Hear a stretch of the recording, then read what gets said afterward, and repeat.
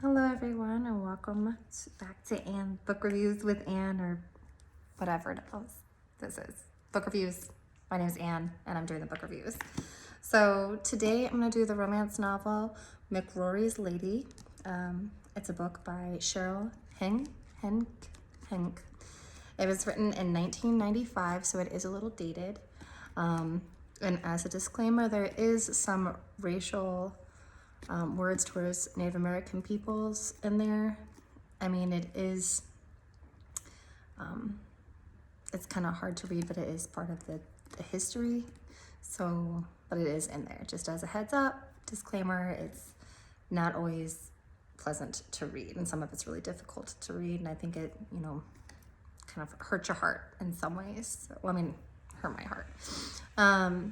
But the author, what I love about the author is that not only in her acknowledgments, but also in her author's notes, you can tell that she put a lot of research into her book.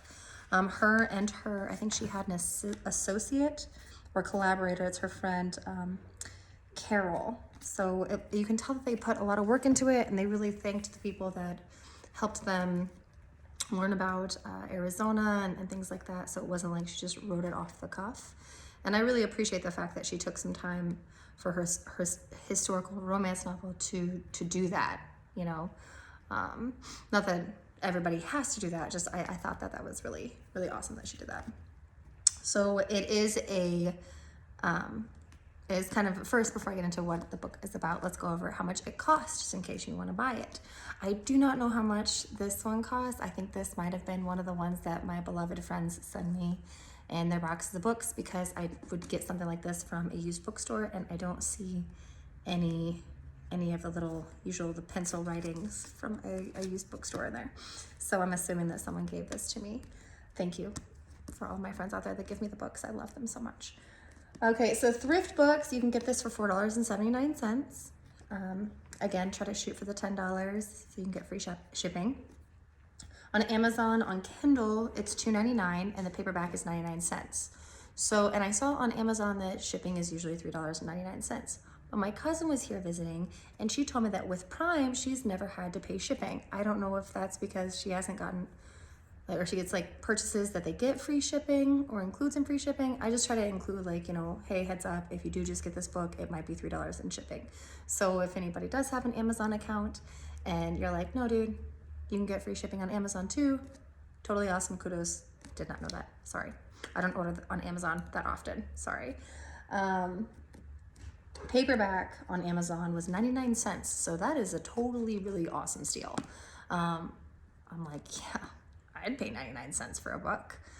So that one might be the way to go. Barnes & Noble, you can get the ebook for $2.99. So this guy is pretty cheap. As I said, it's pretty dated. It was written, the copyright is 1995. It says April of 1995.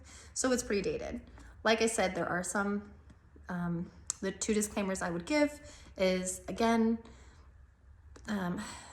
coursed kind of rape scenes. Fortunately, she does not go too hard into it, so, but it is there, so if you have any sensitivity to that, just be cautious. And then there's also, like I said, racial derogatory things being said about Native Americans, and that's hard to read. So the lust meter on this guy is a 6. There are some really awesome intimate scenes between the characters, and those can be really fun to read. And the sexual tensions building between the characters is really fun. So it's like, ooh, but it's not too hard. It doesn't go into too much detail like I would think. There are ones that I read that were much more erotic. I think that I'm gonna have to do one that has like a 10 scene. So you could just be like, oh, that's her 10. And so you can kind of give it like, oh, okay, so it's not quite there. It's about here. But this is about a 6, so it is in there. So I would not have, young people read it unless, you were okay with them reading, erotic scenes, but, not super erotic. I have read erotic romance novels that it's not quite there. So just as a heads up. Okay, so this book is it's a Western. So, and it is based in Arizona. So, okay. It says, courageous and cunning Maggie Worthington had survived alone in the rugged West, earning her keep in frontier cat houses. Once a proper Boston-bred lady, she was more than a handful for any gunslinger with an eye for trouble. But the sharp-tongued madam finally met her match in a rancher with the burr of a Scotsman and the body of a god. To save his daughter's tattered reputation, Colin McCrory needed to take a wife, and even though women were scarce in the Arizona territory, he was certain he could wed one whose past wasn't as sordid as Maggie's. Yet the feisty and defiant beauty's scorching kisses fired his blood as never before, and one night, in her silken embrace, convinced him that he had to tame her, to possess her, to make her McCrory's lady. So this one did get a sticker. I liked the story and the adventure. I usually base the sticker on whether or not I would read it again. I would definitely read it again because I like the adventure of going with these characters and through their ups and downs, you know, and so you get to kind of share in that. I think that sometimes the book can be a little frustrating, but there was also other intrigue in there too, so that makes it, I think, that fun because you can, sorry, my cats are being ornery. So there's not just the romance between the two characters. So like it mentioned, like she does have like a tattered past, and I like that. I love the fact that it's not like the traditional, like, not that I don't love a traditional romance novel, but it's not the traditional like version, and he's got to like, you know, woo her. She's seen life. She's a little jaded, and she doesn't necessarily want, like she's already understood that life is not, teacups and white picket fences. Like she totally gets that. She's, like a madam in like a tavern type thing, so I like the fact that she's a little more worldly. I do kind of wish that she, made different choices. Like, I don't know if I would have dealt with his bullshit because I think he's kind of stubborn, but I mean, they mentioned multiple times that he is a Scot and he is stubborn. So, but I liked their love story. So I would definitely go on the adventure again with them. It is kind of a bigger one, so it's not one of the smaller romance novels, but I like the author. Like I said, she was knowledgeable about the area, it seemed like, and of the time anyways. And she kind of gives you like a heads up at the end of it, she kind of tells you what was going on and why she wrote what she wrote. I like that. I love their story. I love their dynamic.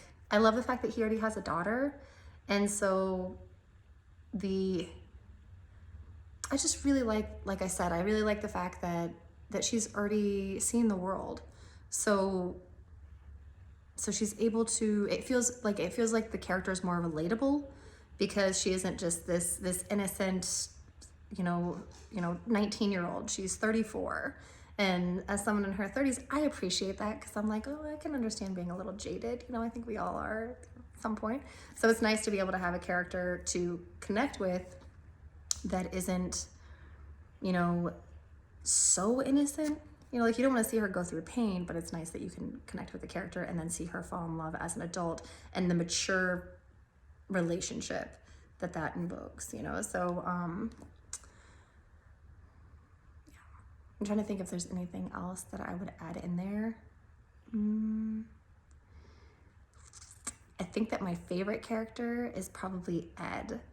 Ed was probably my favorite character, and Ed is a female in the story, and I just love her. I haven't seen it yet, but I heard there's a show called, it's like Gentleman Jack, I believe.